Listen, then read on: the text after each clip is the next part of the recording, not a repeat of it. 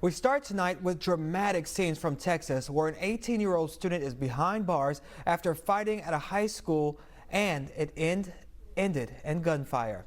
It happened around 9 this morning. Police say Timothy George Simpkins got into a fight with another person in the class. The situation escalated and Simpkins pulled out a gun. 4 people were injured, 3 were taken to the hospital, and 1 of them is in critical condition from gunshot wounds. The Arlington Police Department addressed other social media threats to the area schools during an afternoon press conference. Listen. We've been having a lot of social media comments about threats to our schools from young kids. I want the message to be out there that this is not something to continue. We will investigate you. The federal government will also, our partners will be able to investigate you if you're not living in our city, and we will bring you to successful prosecution. So I'm just pleading with the community out there to try to stop any type of threats that are coming through social media. Simpkins is being charged with 3 counts of aggravated assault with a deadly weapon. And joining me now to talk more about this is Diane Wolk Rogers, a retired school teacher who survived the 2018 shooting at Marjory Stoneman Douglas High School in Parkland, Florida. Thank you so much for joining us tonight.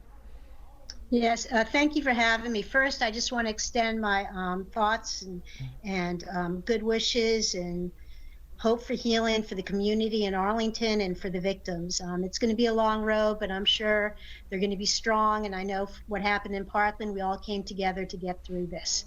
Yeah, and you had to go through it yourself. And as a survivor of a horrifying event like what happened in Parkland, what goes through your mind when you hear about these latest school shootings, especially this one just today? Well, what really goes through my mind and what's really striking me in the moment is how Governor Abbott of Texas, he's put more energy into controlling women's bodies than getting guns controlled in the state of Texas. This is the 2nd school shooting they've had this week.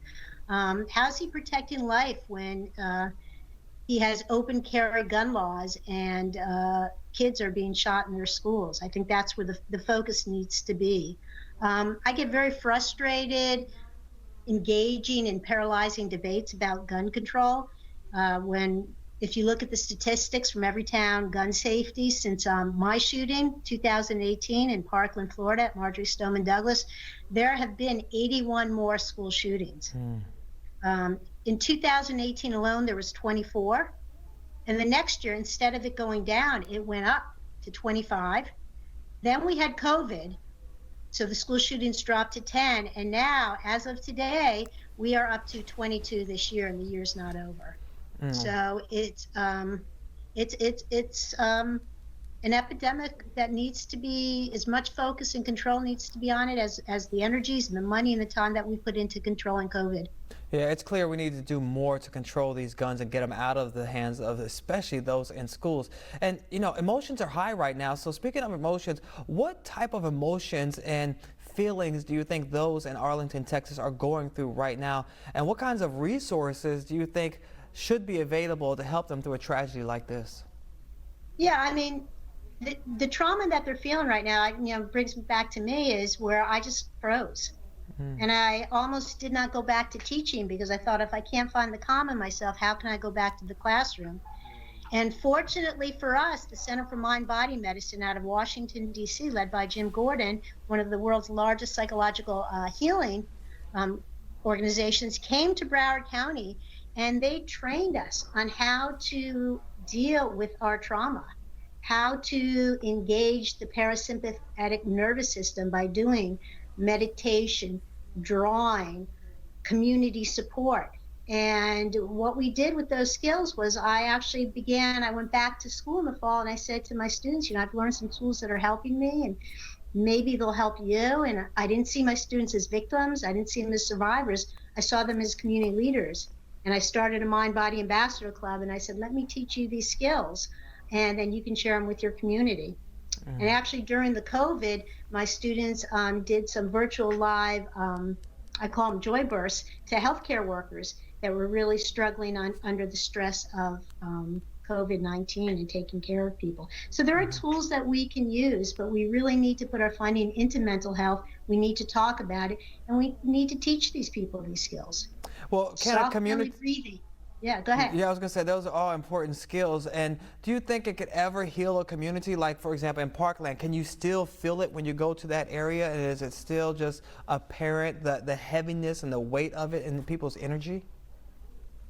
There's always going to be heaviness, but I think we have to take the word trauma and we have to normalize it. Trauma is going to come to everybody in their life at some time, whether it's trauma from police abuse, sexism, racism, and we need to equip our kids with ways when that amygdala, that part of your brain that gets hijacked, that fight or fright. What do you do in the moment to calm yourself? How do you get out of that amygdala, and how do you get into your prefrontal cortex, the part of your brain that allows you to think and reason? And the more we can talk about it, more about and normalizing trauma, I think the better our society is going to be. And then we can actually sit down and reason and think our way through these, and not use guns to solve our problems, to use our brains instead. And there are other violent acts in the schools. Do you have any insight on how we can break the cycle of violence in our schools and in society at that, and really begin to address issues like racism, intolerance, and division? Yeah, absolutely. It's got to begin with having teachers being allowed to share their vulnerabilities with their students, and then being allowed the students to talk about what's really going on in the world, and teaching them how to have civil discourse. Just because someone disagrees with you, that doesn't mean your amygdala, part of your brain, you get into a fight mode. It means that we all have something that we can learn from each other, and we need to learn how to have civil discourse again, and that needs to be taught. We need to learn how to agree to disagree in peaceful ways. Important lessons. All right. Thank you so much, Diane, for joining us. And we'll continue to pray for Parkland as well as those in Texas. Appreciate your time. All right. In other news today, on to this next story. Edward D. Mullins, president of the Sergeants Benevolent Association in New York City, well, he has resigned. Mullins' resignation coming just hours after federal investigators raided his office and home. The search is in connection to an FBI investigation and public corruption into the U.S. Attorney's Office in Manhattan. No other details about the investigation have been released, but the police union is the 5th largest in the country and represents about 13,000 active and retired police sergeants in New York. Well, a new rule from the Department of Housing and Urban Development ensures that tenants in public housing under HUD cannot be evicted for non-payment without a 30-day notice. Information about available federal emergency rental assistance must also be provided to tenants. The rule is a response from the Biden administration. It's trying to prevent evictions from public housing and make sure tenants are aware of their options.